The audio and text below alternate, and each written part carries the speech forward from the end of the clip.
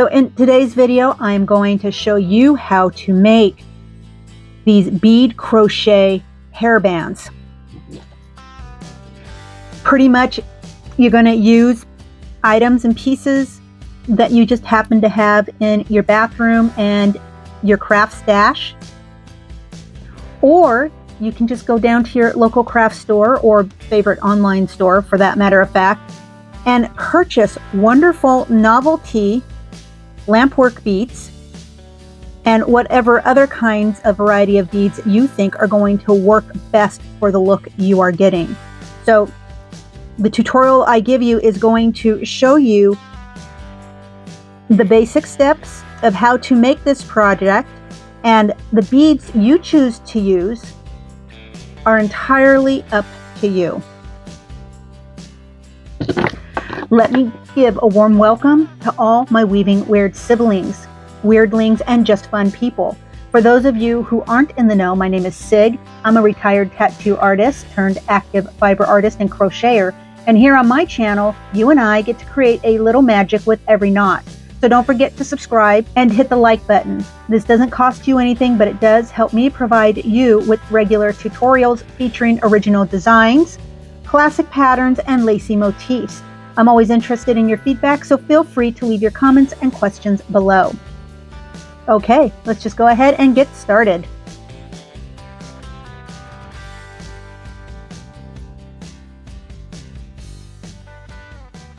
Let's talk about the supplies that we're going to need to create your customized hairband. So the first thing you're going to want is, basically your hairband. I'm using this. You have a lot of different options in hairbands. Use what you already have. Go to the store and buy more. They're not very expensive, and most of us women have a lot of these on hand anyways. So you'll need your hairband. Next, you are going to need 2 kinds of crochet thread. Now, this crochet thread here is approximately a size 3. Now, if you're purchasing Aunt Lydia's crochet threads, they typically have a section where you can purchase your size 10, which this happens to be size 10 thread, or size 3, and you can kind of see the difference in the sizes between them. Now, in your regular craft store, your Aunt Lydia's thread size 3 is typically going to be marked as fashion. And the reason why I mention that is because that's probably going to be the easiest thread you're going to find for this project. Now, this right here is not Aunt Lydia's. It comes from a company, I think Asian company. I'm not entirely sure if it's Chinese or Japanese, but it's an Asian company. And basically, I think they call it water lace. At any rate, it's the size that I want and in the color that's going to work for me. And this is what I happen to have on hand. And of course, this is Aunt Lydia crochet thread size 10. Now, if you're using, let's say, a nylon thread or some other brand of thread that's appropriate for crocheting, just make sure that you have the appropriate size. So you want a larger thread that's approximately a size 3, and you want a regular size crochet thread that's approximately size 10.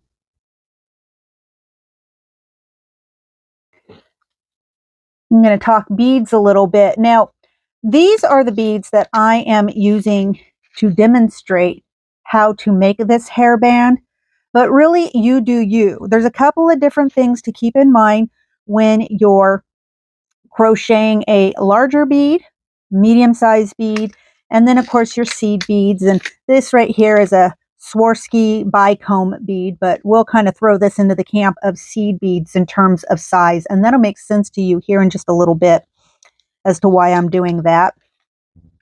So I'm going with a kind of bee, spring, floral sort of a theme for this particular hairband.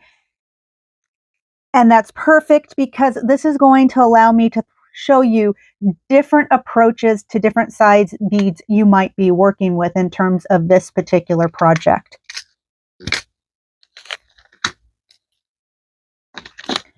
Now, another more kind of specialty item you're definitely going to want to have is these collapsible eye needles.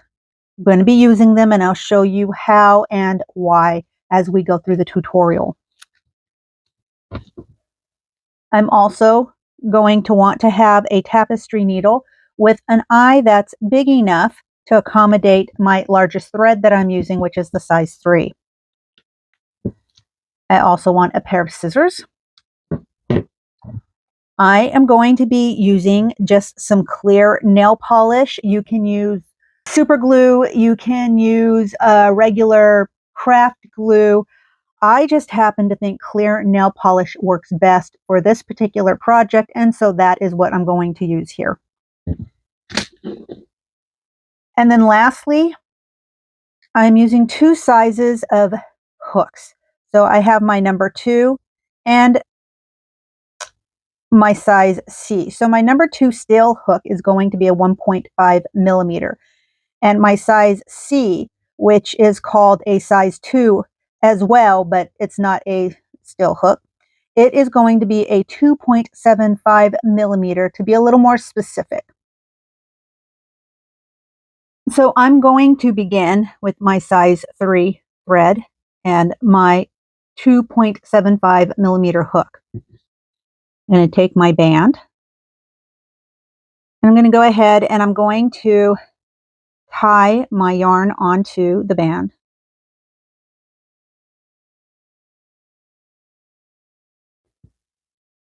Now,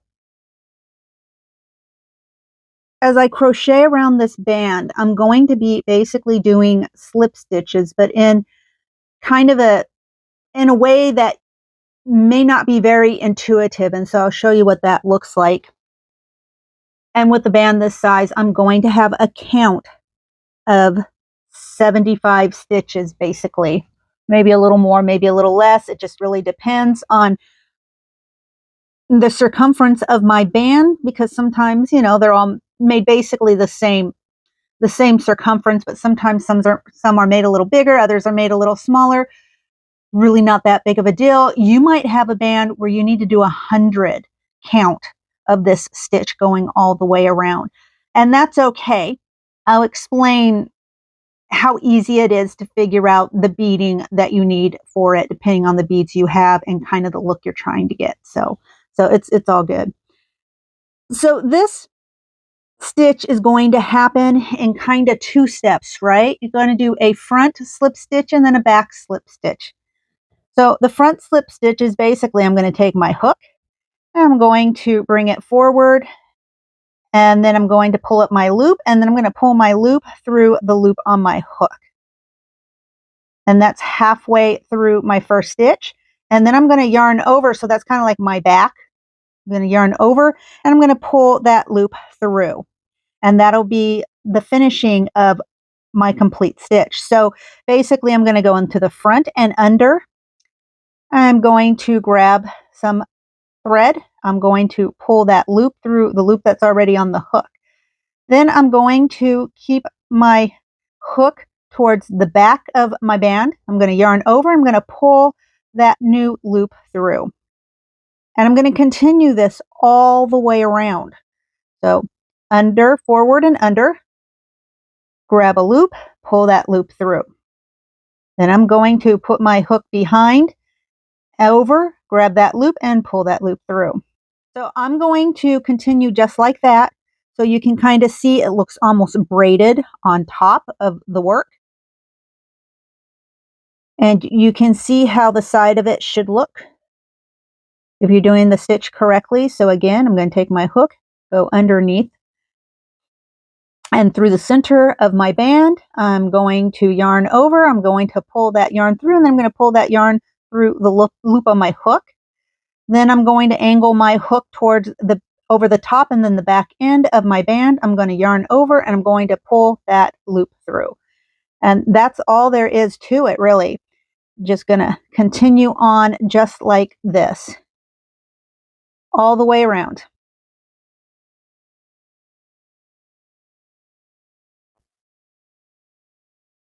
And then just remember to You know, just don't pull it too tight, but just make sure that it all sits nicely together. So you do a few stitches and then you move your stitches to sit nicely against the stitches you just finished.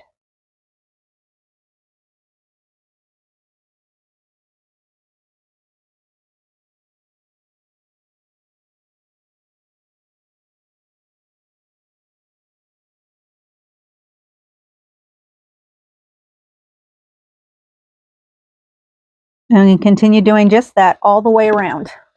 And then I'll meet you right back here when I've finished getting all my stitches on this band. So now once I've finished crocheting a wrap around the band, I have something that looks like this, and you should too. And basically, I'm going to finish this off like you would any other standard sort of crochet. I'm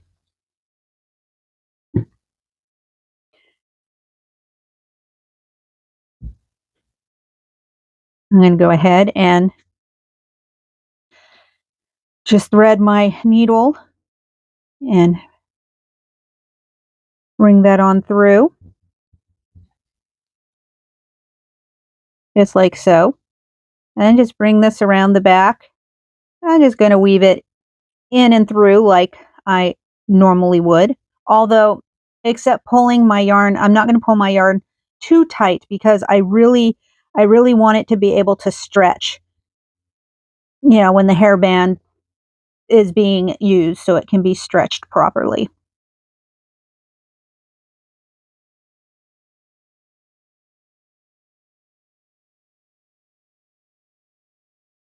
Just go ahead and weave it on back through once, and then I'll just cut off the end. If I can pull it through, maybe. I've got oil on my fingers, and so I keep losing my grip on the needle.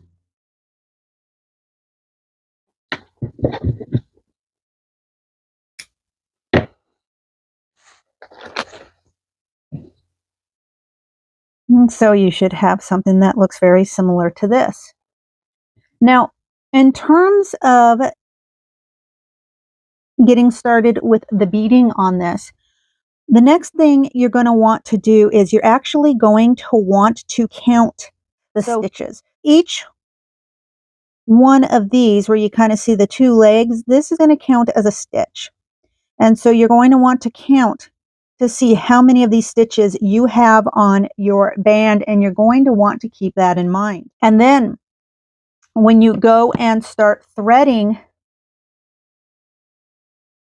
your beads onto your size 10 thread, you're going to want to keep a little bit of a formula in mind. So let's say I have 10 stitches, right? And 3 of those stitches are going to have seed beads. So for each one of those stitches that has seed beads, I want to place 3 seed beads for that one stitch. And then I want to do 1 large bead per stitch. And then if you're doing a medium-sized bead, you can get away with 1 or 2 beads per stitch, depending on the look you're trying to go for, and also depending on how you have your beads designed, kind of the positioning of your beads. And you'll understand more of what I'm talking about when I say that here in just a moment.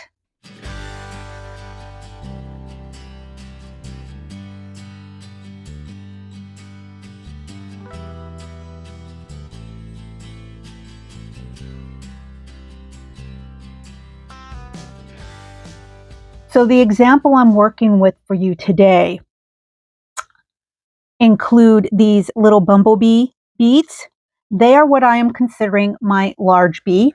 So you can kind of get a feel for sort of the size of what that might look like in my hands.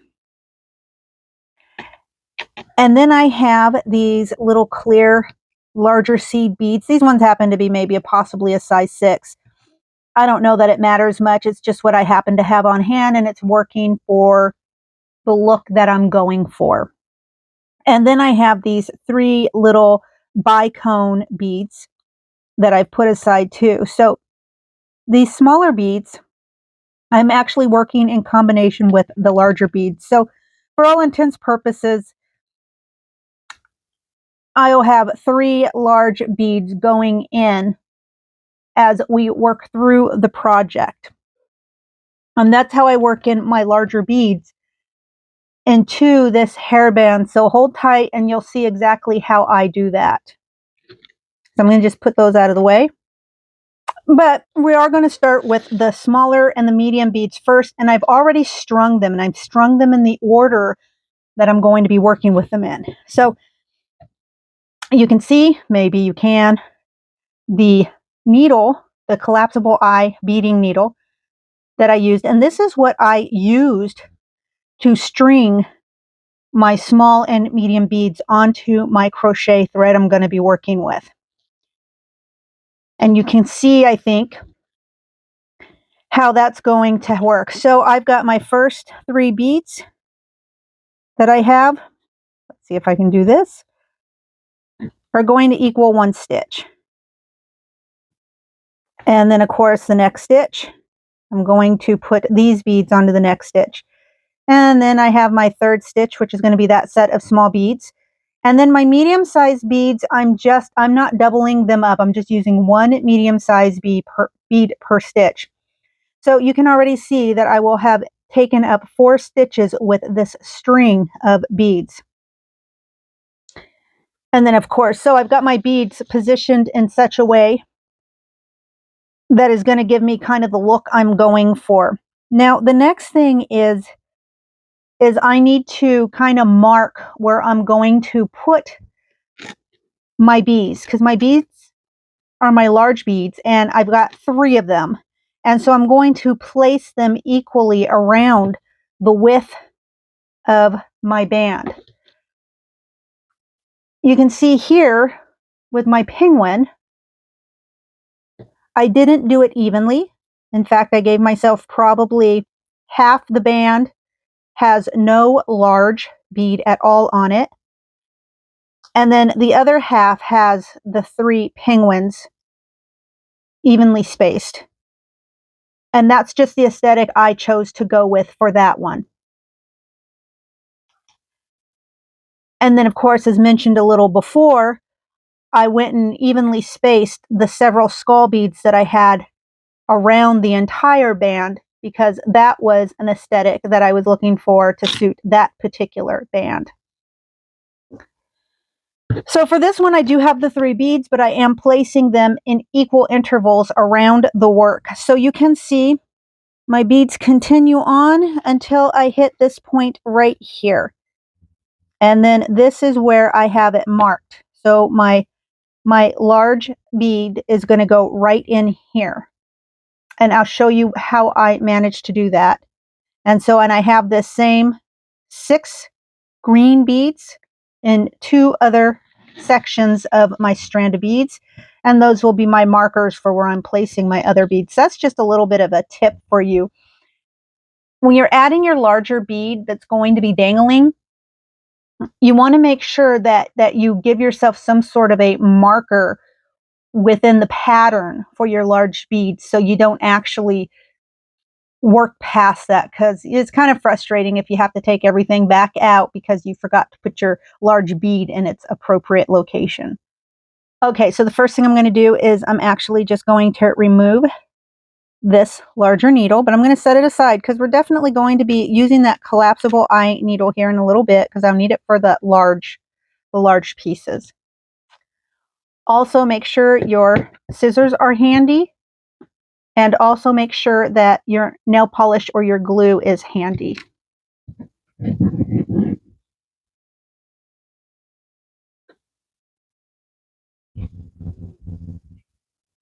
And it doesn't matter where you tie into, just tie into anywhere. I'm going to go ahead and I'm going to tie in here.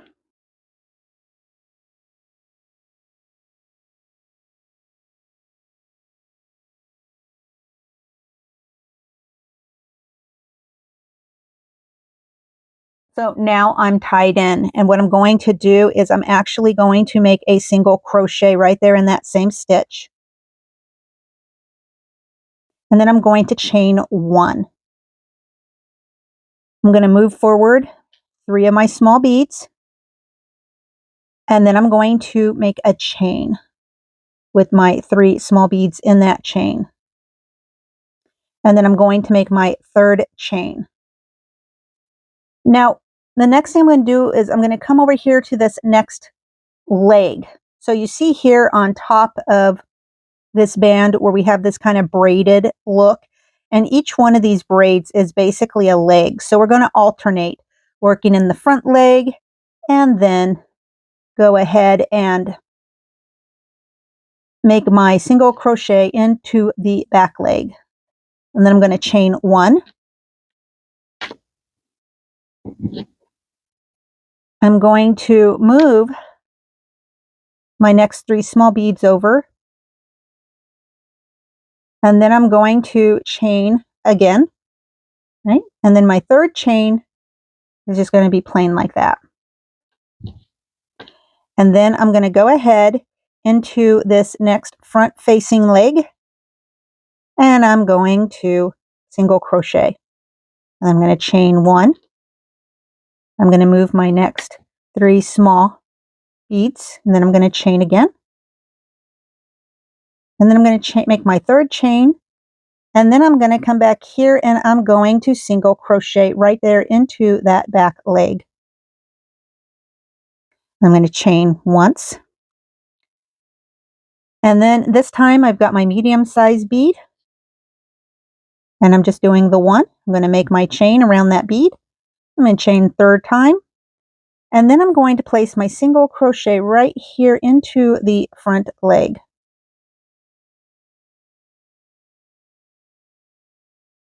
Trying to not get any of my beads caught up in any of my stitches. And then again, I'm going to chain 1, and I am going to move my next 3 small beads over and get my next 2nd chain in there, getting those beads in place. And I'm going to make my 3rd chain, and then I'm going to come here and I'm going to single crochet into that back leg. And I'm going to continue just like this until I get to the first spot that I have marked to place my large bead. So when I get there, I'll show you what to do next. So now that I have completed the first segment of beads, I'm starting to look kind of like, I don't know, in my opinion, it's kind of like a little meadow maybe with some colorful flowers and some greenery. That's kind of the feel I'm going for anyways. But now I'm ready to put on my first lamp work bead to make it dangly. And so what I have here is my collapsible needle, beading needle. And I'm going to go ahead and I'm going to just thread the tip of that thread. And then I'm going to put on my beads. So in this case, I'm going to be putting on my size 6 seed bead. And then I have my bee, and I want the head facing away. So I'm going to put that one in next. So far I have something that looks like this, and I've removed the needle because in this particular situation, normally I would just run like another seed bead or smaller bead down to cap off the end of my major bead or my lampwork bead here. But I'm using the bicone bead, and the bicone bead is such a tiny little opening that I'm actually going to have to go ahead and snip my thread. Don't pull it through. So normally what would happen is I would put my bead on first, and then I would tie my knot and then finish the knot off with a dab of clear fingernail polish. But in this case, because my bead won't fit over 2 threads, I'm going to simply put my bead over 1 thread and then tie my knot.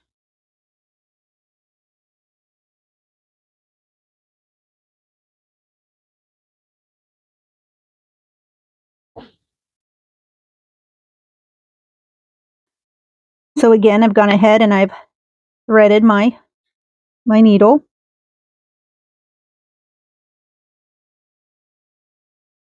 And then I've put my bead on, just like that.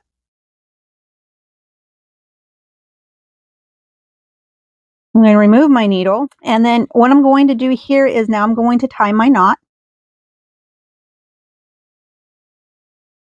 Like I said, when your bead has a big enough hole to go through, you can bring both halves of the thread through. But when it's like this, it's a little more difficult, but we can still make it work. Sometimes these videos just kind of happen on the fly. I didn't realize this bead wasn't going to fit on these two on the thread folded together like that. So we improvise, and this is what some of this stuff is all about. Okay, so just go ahead and do that. And after you've done a nice tight knot, just go ahead and trim off the excess thread.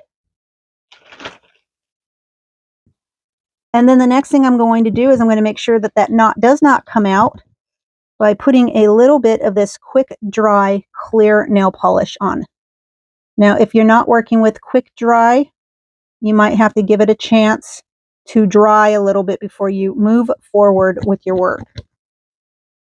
Otherwise, if it's quick dry, whether it be glue or nail polish, it won't take but a moment or two before you can begin working again.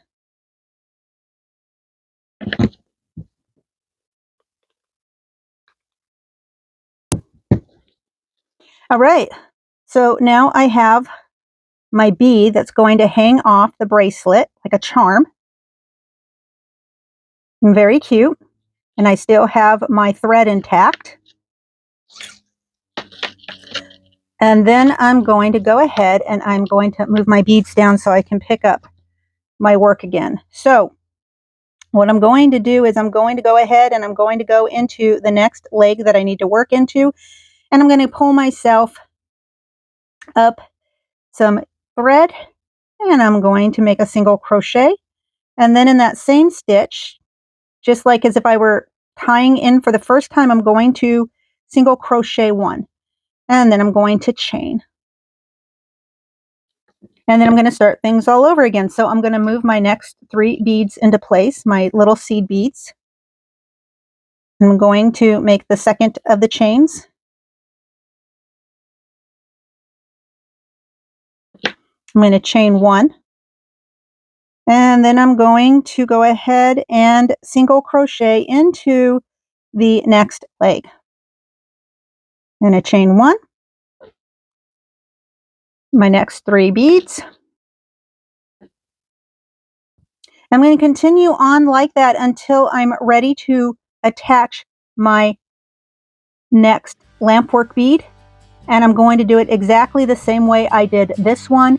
And when I've finished attaching the last 2 lampwork beads along with all the other little beads, I will meet you right back here. So now when you've completed your round and you've finished up using the beads on your strand, your band, while it most likely looks different than mine in terms of bead choice, should be quite festive and colorful, or maybe not so colorful, but fun at the very least, just like this one. So it's been really good having you with me for this video today. It was a lot of fun. And I hope you join me for more weird and wonderful tutorials like this. So until we meet again, stay creative, stay amazing, and always weave your own weird. Have a fantastic week. Bye-bye.